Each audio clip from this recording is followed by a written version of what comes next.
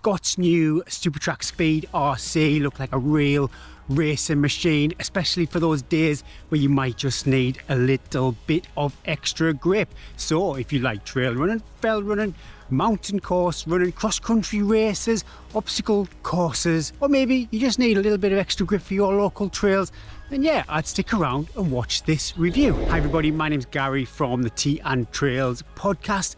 High hopes for this shoe. I am a big fan of the SuperTrac RC2 and the Kinabalu, and I am currently testing out the SuperTrac Amphib, which looks interesting. Review coming soon, but I'm not here to talk about those.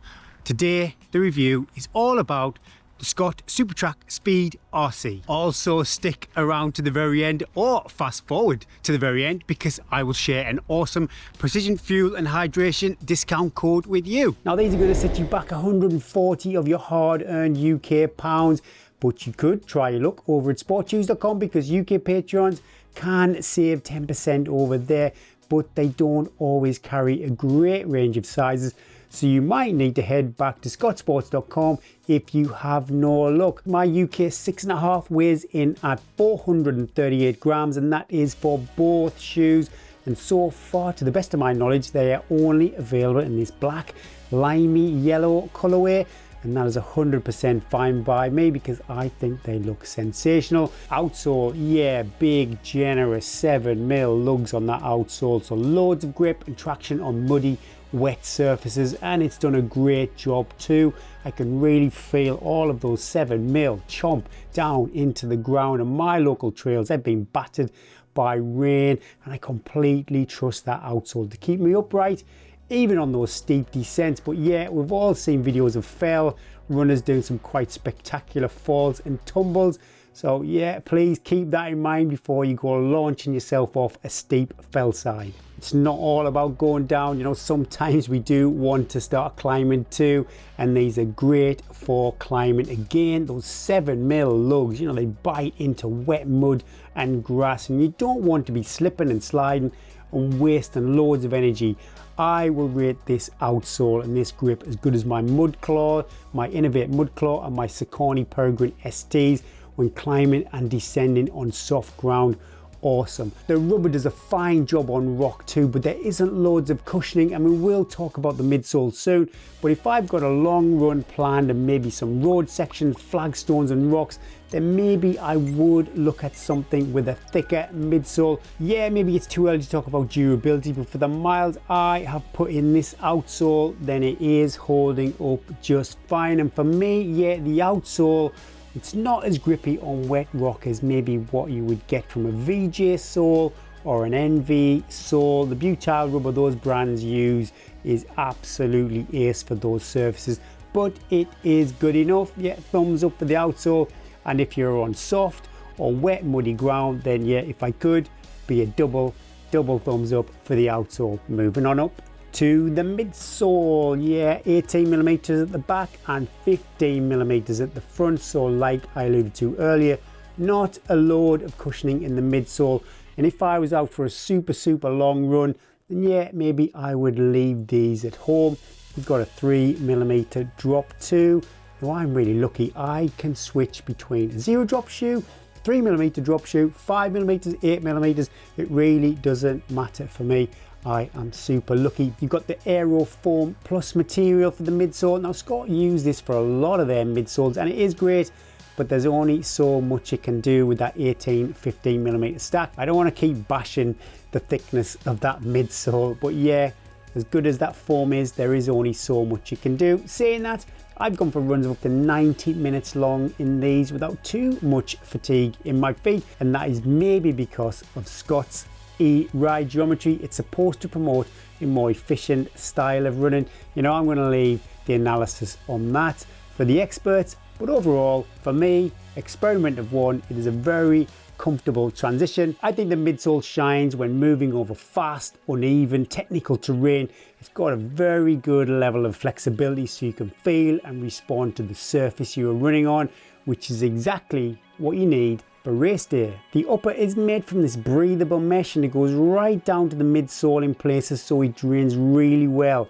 plenty of protection around that toe box for those times, and there will be times when you hit a rock or a root and you've got plenty of room there too. You know, I always felt I loved them, but my SuperTrac RC2, yeah, they did feel a little bit snug. I wouldn't want to use them on a super long run for when my feet might swell, but these suit my feet much better and they size up well too. These are a UK 6.5 and the length is consistent compared to other shoes I run in. Overlays instead of stitching, which not only looks great, it helps the shoe feel super comfortable too. And so far, no hot spots or any areas that rub or feel uncomfortable at all. And the foot feels secure and comfortable at the heel, midfoot and the arch. Lots of padding, and that helps just with that comfort and keeping everything locked in place too. I always use the last hole on these laces when I tie my shoes, and that just helps push the foot right back into the shoe. Personal preference, but I do like that locked in feel. Not a lot of padding in the tongue, but I've not experienced any discomfort across the top of the tongue, and I do tie my shoes tight. But that maybe is because I've only say ran maximum 90 minutes in this shoe. So there's a couple of factors there, but yeah, there is a bit of elastic in the tongue there, and that just keeps the tongue in place. It's not a gusset. Sorry, Scott, but I'm a little disappointed it's not a proper gusset, because you might end up with some unwanted debris in the shoe. You have a built-in inner sole. Now, if memory's correct, I've only ever owned one pair of shoes that had this built-in inner sole. I think it was a pair of Solomon's. I don't really have a strong opinion either way. However, just to test something out, I did pop in a spare pair of, I think they're Innovate inner soles, just to see what it felt like. And yes, nice comfortable ride, didn't strangle my foot, and more importantly, yeah, it did make the run a little softer. Nothing major, but maybe something consider if you want that grip but you're thinking about a longer day. It's no harm just testing that out. Pop a pair of spare inner soles in there, take them for a ride, and if you like how it feels, sorted. As expected, the SuperTrac Speed RC upper performs well, and it really, I'm super lucky, it really suits my foot. Really comfortable. My feet feel secure too, with no slipping around at the heel, and that is exactly what I want from a shoe like this. Will they make it into my weekly shoe rotation? Yes, 100%. I can't see them being my go-to trail shoe, my go-to daily shoe. I've got to be honest there, and I would definitely not wear them for a 100-mile race. But when it is their turn to go for a run, when it's their turn to show up on that start line, I'm 100% sure they won't let me down. All in all, a super fast, lightweight and responsive race day shoe from Scott, and they look tasty too. Not sure my feet would thank me if I spent all day in them, but I don't think Scott visualizes people running 50k, 100k races in these. But do not let that put you off. It's a very versatile shoe.